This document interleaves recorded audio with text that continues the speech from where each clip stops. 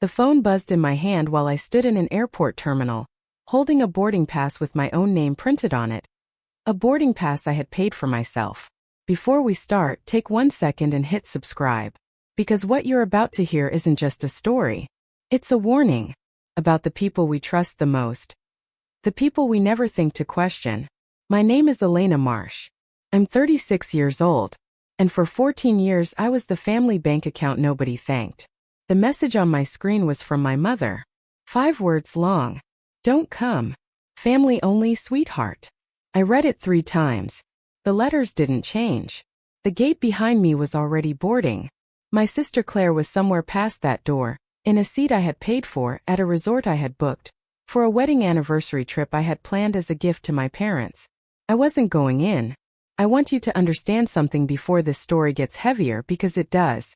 I wasn't always the one standing outside the family, holding a ticket nobody wanted me to use. I used to be the girl who thought love just needed a little help sometimes, a little cash here, a little relief there. I thought I was building bridges. I didn't know I was building a debt that could never be repaid, because it was never meant to be about love at all. It was never meant to be paid off. That was the design. Let me take you back. Not to the airport. Further. To where all of this quietly began, in a kitchen I still remember the smell of. I grew up the responsible one. The old soul, my mother called me. Back when it still sounded like a compliment instead of a job description.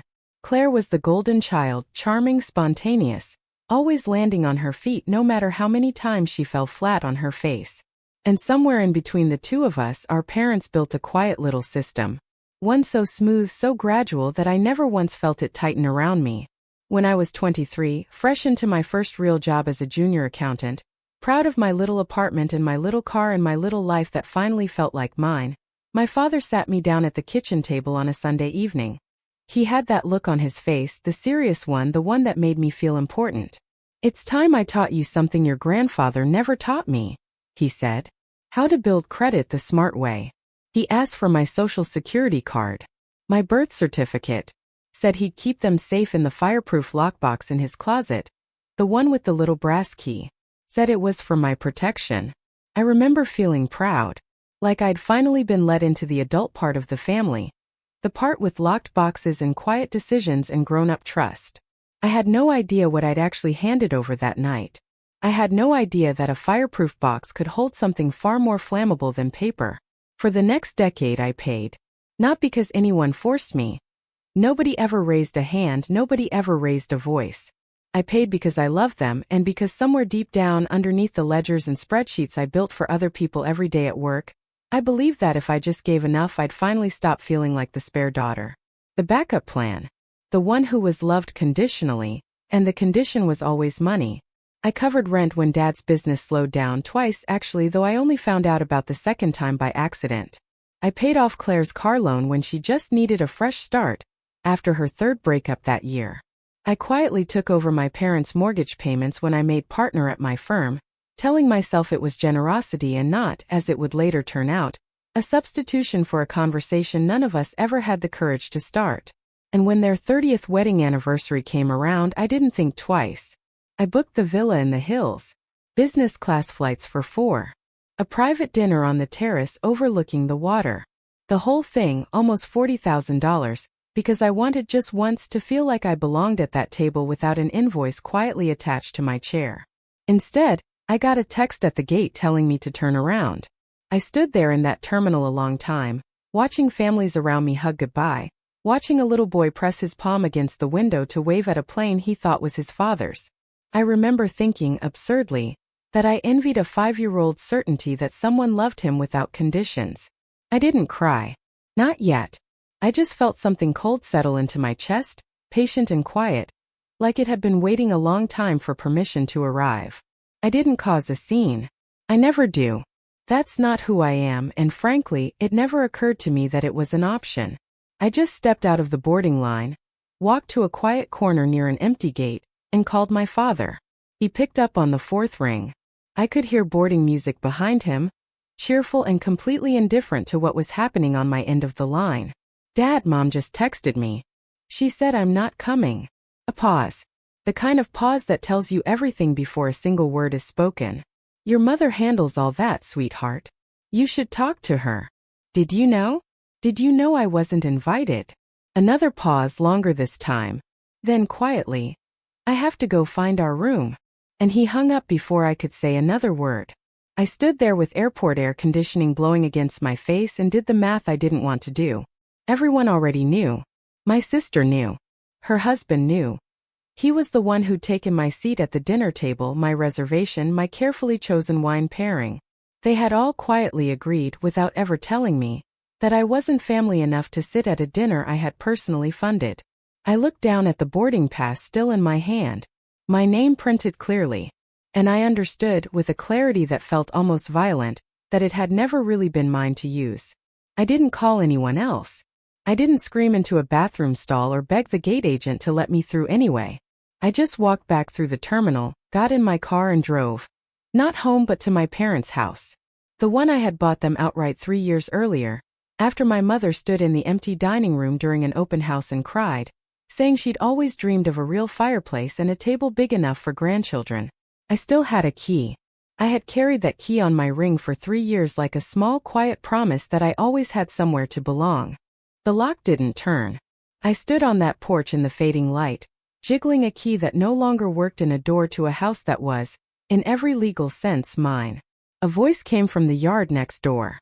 Mrs. Halloway, watering her hydrangeas in the last of the evening light, the way she'd done every evening for as long as I could remember. "Elena, honey, is that you?" She came over, wiping her hands on her apron. Said the family had a locksmith out a few weeks back, something about insurance, and that my mother had left a spare key with her just in case. She handed it over without a flicker of hesitation, because in her mind, I was still the daughter of the house. Still someone with every right to walk through that door. I let myself in. The house smelled like my mother's candles and someone else's dinner.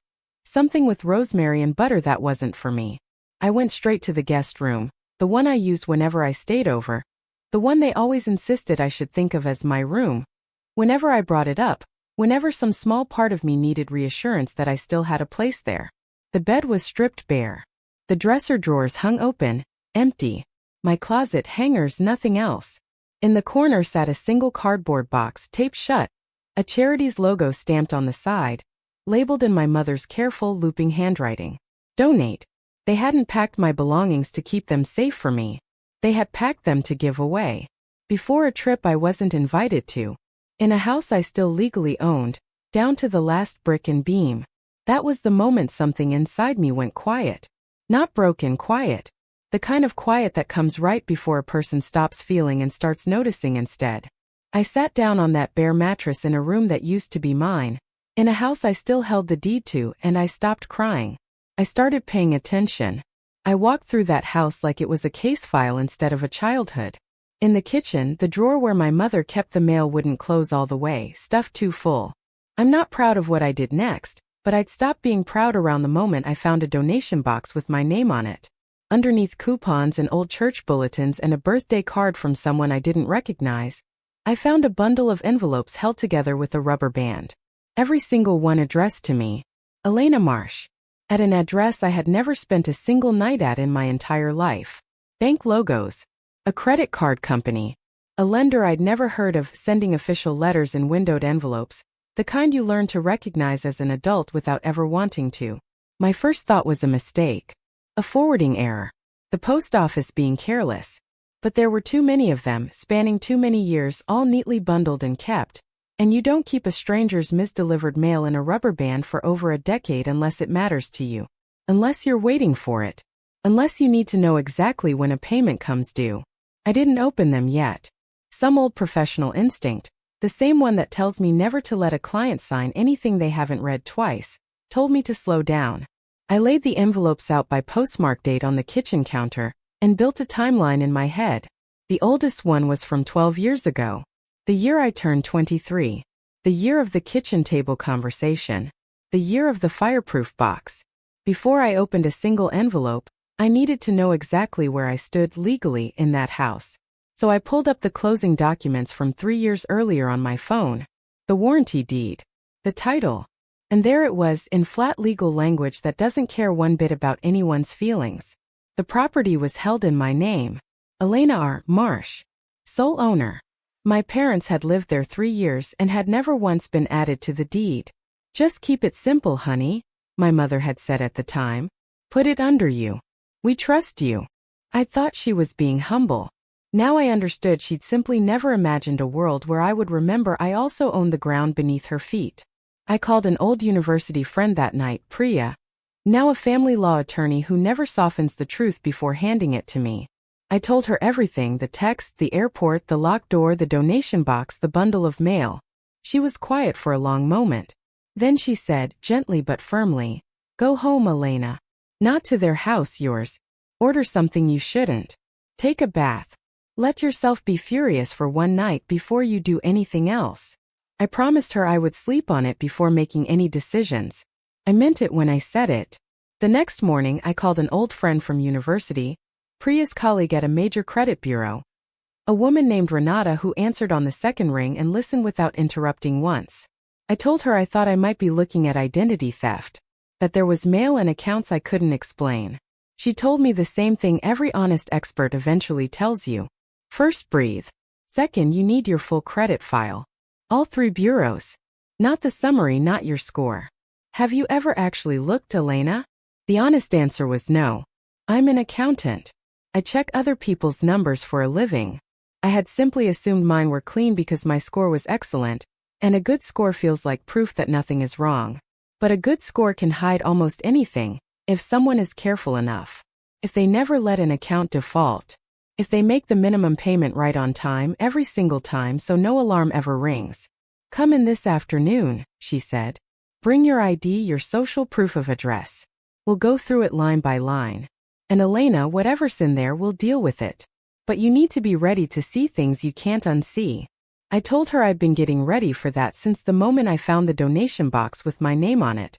Renata's office had 2 monitors and a box of tissues placed a little too deliberately in the center of her desk, which told me, before she said a single word, that she already suspected how this would go. She pulled all 3 reports while I watched. My score loaded first, high, healthy, reassuring. For one foolish second I felt relief. Then she scrolled down to the accounts. There were more of them than I could hold in my head at once. A store credit card I had never opened. 2 personal loans. A line of credit. Another credit card and then another. Some closed, some still active.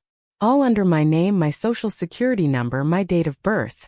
Several listed an address I hadn't lived at in over a decade. A few listed the house. These aren't mine, I said, my voice coming out flatter and stranger than I expected. I never opened any of these. I believe you, Renata said quietly. I've seen this pattern before. Real social, real birthday, real name, opened carefully over years, kept just current enough to never trigger a fraud alert. This isn't some stranger halfway across the world. This is someone who's had your information the whole time. Or someone who was given it. I thought about being 23. About my father sitting me down at that kitchen table, telling me it was time to build credit the smart way. About handing over my birth certificate and my social security card with a kind of proud, grateful trust one hadn't questioned in over a decade. I looked at the oldest account on the screen, opened the same year. I felt the entire architecture of my adult life quietly rearrange itself around a new and much colder foundation. While the printer ran through page after page of documentation, Renata explained, in the careful voice of someone who has delivered this exact news many times before. What you're looking at is called familial identity theft, she said. It's the most common kind we see, and it's the hardest to catch, and the hardest to ever prosecute. Why? She counted the reasons off on her fingers. Because the thief has legitimate access to your documents. Because they know your history well enough to answer every security question. Because they make the payments carefully enough that nothing ever defaults so no alarm ever goes off. And because, she looked me directly in the eye, the victims almost never report it. People will turn a stranger in without a second thought. But turn in your own father? Your own mother? Most people find out and quietly clean it up in silence forever, because the alternative is admitting your own family did this to you, and then actually doing something about it. The whole system runs on the fact that you love them. That's the collateral. I asked what my options were. We can dispute the accounts, she said. But disputes work best when there's a police report behind them. Something that officially documents this is fraud. Otherwise, lenders push back and the accounts just keep following you around for years. You can clean this up quietly, or you can clean it up completely. But completely means putting it in writing to a federal agency that your family committed a crime. There's no version of completely that keeps the peace. I took the warm stack of paper she handed me and understood I was standing at a fork I could not unwalk, no matter which direction I chose. That night I couldn't stop replaying being 23. I want you to understand I wasn't a careless kid. I was a scholarship graduate with a part-time job and an actual plan. But when your own father sits you down and says he wants to help you build a strong financial future, you don't hear a con artist. You hear a father finally showing up. The card he'd opened as an authorized user arrangement had been real. It had also been the seed. Every single account on that printout had grown out of that one Sunday evening conversation, out of a birth certificate placed in a box I wasn't allowed to keep the key to, out of a 23-year-old simple, uncomplicated gratitude. I opened my spreadsheet that night, and in the row for the year I turned 23 in the fourth column I'd left blank for so long I finally typed something. Started here. The next morning I laid the credit printouts beside my spreadsheet and matched them year by year, the way you reconcile two sets of books that were never supposed to be compared. A second, far worse pattern emerged. Every single time I had given my family money, there was, around that exact same window, a new account quietly opened in the dark. The year I covered the rent, a store card. The year I paid off Claire's loan, a personal loan for $12,000. The year I took over the mortgage, a line of credit. My generosity had a shadow. A second withdrawal happening every time I made one in the light. I hadn't just been giving them money. I had been giving them money while they borrowed even more against me, so that even my own kindness became the perfect camouflage. Nobody investigates the family whose daughter is already so generous. Why would anyone suspect the person who's already paying? I sat back and understood the full, terrible elegance of it. Because elegance is the right word, this wasn't 12 years of impulsive grabs. This was a system. Patient and quiet. And I had been both its fuel and its cover story, its victim and its alibi, for over a decade without ever once knowing. I called my mother that evening, while she was still on the trip I had paid for, and gave her one chance to tell me the truth. "Wendy, don't go making this into something ugly," she said, using my sister's name for a moment before catching herself, which told me more than she meant it to. "We're a family. Families share things. Your father set some of that up years ago to help everyone. And you had plenty. You never even noticed. You never even noticed." Said like it was somehow my fault for not noticing I was being quietly robbed for 12 years. She didn't deny it. She reframed it. She turned 12 years of documented fraud into families share things. And turned my own careful investigation into me being difficult, dramatic, ungrateful. I asked her plainly one more time to just tell me the truth. "The truth," she said, her voice hardening into something I'd never quite heard before, "is that you've always thought your money made you better than the rest of us." Then she said her massage appointment was starting and she hung up. I set the phone down and I stopped hoping. That single sentence did more damage than any of the accounts had. After that call, I stopped asking permission to protect myself. The first thing I did was small, but it was the first lock I had ever put on my own front door in my entire life. I placed an initial fraud alert on my credit file. A 15-minute process free, that forces any new creditor to verify my identity before opening anything else. It was a speed bump. It bought time. And it meant that while my family floated around some ocean I had helped pay for, if anyone tried to open even one more account in my name, they would hit a wall with my name written across it in permanent ink. 2 days later, my niece called me on a video chat from her mother's phone. Lily, 7 years old, gap-toothed and thrilled about a pool with a slide. My heart did something complicated because whatever her parents were, this child was innocent, and I loved her without any conditions attached. "Grandma says when we get home we're going to be rich," Lily said, entirely unprompted. In the way small children announce enormous secrets without understanding their weight. She said it's a surprise. She said don't tell Aunt Elena because it's a secret. I kept my voice light. I asked what kind of surprise. Lily shrugged with her whole small body, and the call cut off abruptly, Her mother's voice sharp somewhere off-screen. I sat holding a dark phone, understanding that whatever this was, it hadn't happened yet. Which meant I still had time to get ahead of it. The following afternoon, Renata called with something new. Something buried deep in the records that had been nagging at her. "Elena," she said, and I could hear something careful in her voice, something that scared even her. "There's a mortgage application in process. Against your house. A large home equity loan in your name against a property with a completely clean title. And Elena, they've listed a minor as a future beneficiary. Your niece. To make it look like an innocent family estate planning move." I had to set the phone down on the counter for a moment. They were preparing to borrow against a house I owned outright, forging my signature one more time, and dressing the whole thing up as a gift to a 7-year-old, so that if it ever unraveled, her name would be tangled in the wreckage right alongside theirs. The big surprise. The secret I wasn't supposed to know. This was it. That single phone call ended any fantasy I still had about a quiet, painless exit. If I sold the house silently and said nothing, that fraudulent application would still be sitting there, live and dangerous, with a child's name stapled to mine. Silence wasn't mercy anymore. Silence was the thing that would leave Lily holding the wreckage of a crime she never asked to be part of. I called Priya and told her, my voice steady for the first time in weeks, that I was filing everything, the federal identity theft report, the police report, all of it, and selling the house legally on record before my family's flight even landed. The days that followed moved with a strange, cold efficiency. I sat across from Detective Alvarez at the local precinct and swore out my affidavit. I said their names out loud in a room with a badge and a pen, and something about hearing my own voice say my mother, my father, my sister made it permanent in a way no form ever could have.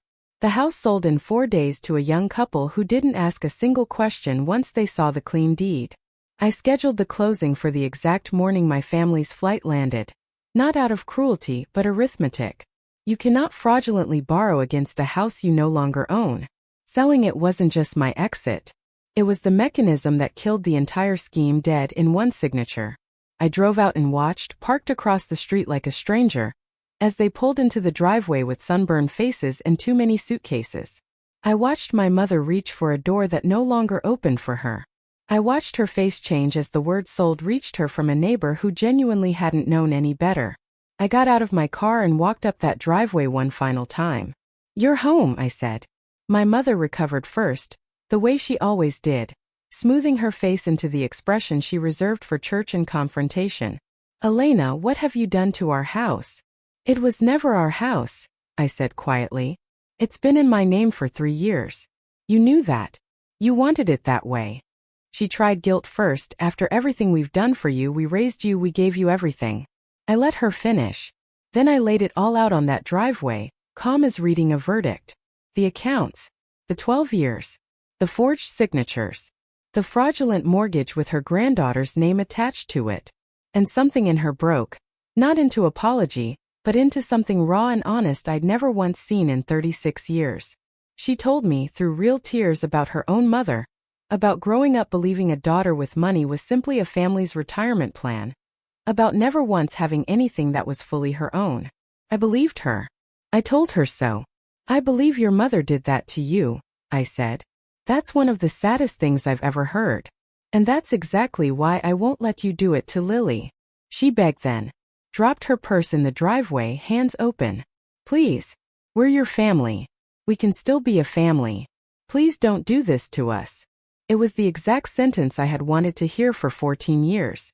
And even hearing it, finally standing right in front of me, it still wasn't enough to buy back what it would cost. "I can't undo it," I told her gently. "And I wouldn't if I could. I spent 14 years paying a bill I thought would finally buy me a seat at your table. It was never going to. So I stopped paying." I took the old key from my pocket and set it down on the doorstep.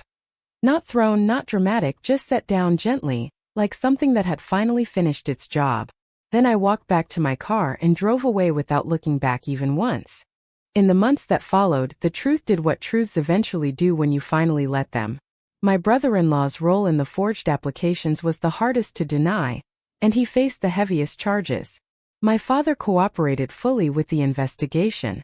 My mother did not, and her case moved more slowly, but it moved steadily toward the same reckoning. I couldn't be Lily's easy weekend aunt anymore. And that particular grief doesn't fully heal. I won't pretend otherwise. But I did the one thing I could still do from a careful distance. I set up a trust in her name alone, locked tight, untouchable by anyone but her when she comes of age. The exact opposite of what had been done to me at 23. Where they had used a child's name to take something, I used mine finally to protect one. I live somewhere smaller now. After the sale I could have bought somewhere grand, but I didn't want grand anymore. I wanted mine. A modest place with good light and a door that only I hold the key to. This time my name on the deed felt like a fact instead of a loophole. It's quieter than I expected, this life without them. For 14 years my phone was a tripwire. Always one buzz away from someone needing something. Now when it's silent, it's just silent. And it took time to stop bracing for an ask that no longer comes. The first night in that new place, I sat on the floor eating takeout from the carton because I hadn't bought furniture yet. And no text came asking me for anything. And I understood for the first time in my adult life that I wasn't waiting to be needed. I was simply home. Here's the thing I finally understood, the thing all those years and all that money had hidden from me. I was never the one who wasn't enough. I spent my whole life believing that if I gave more, carried more, paid more, I'd eventually earn a love that other people seemed to get for free. I thought I was buying my way toward being enough. But you cannot buy your way toward something you already are. I was enough at 23, sitting at that kitchen table, handing over my birth certificate because I wanted so badly to be loved. I was enough standing at that airport gate with a boarding pass no one wanted me to use. I was enough on that bare mattress in that empty room the moment I stopped crying and started paying attention. The tragedy was never that they wouldn't give me a seat. The tragedy was that I believed for 14 years that the seat was worth whatever they charged for it. It wasn't. I was worth more than the whole table all along. It only cost me everything to finally see it clearly. If you take one thing from this story, let it be this. When the people who are supposed to love you unconditionally start keeping a ledger instead, when their affection arrives itemized, and their loyalty comes with a balance due, that isn't a family bond you're feeling anymore. It's a bill. And you are allowed at any point to stop paying it. By the way, where are you watching this story from? Let us know in the comments, because it's genuinely amazing to see how far these stories travel around the world.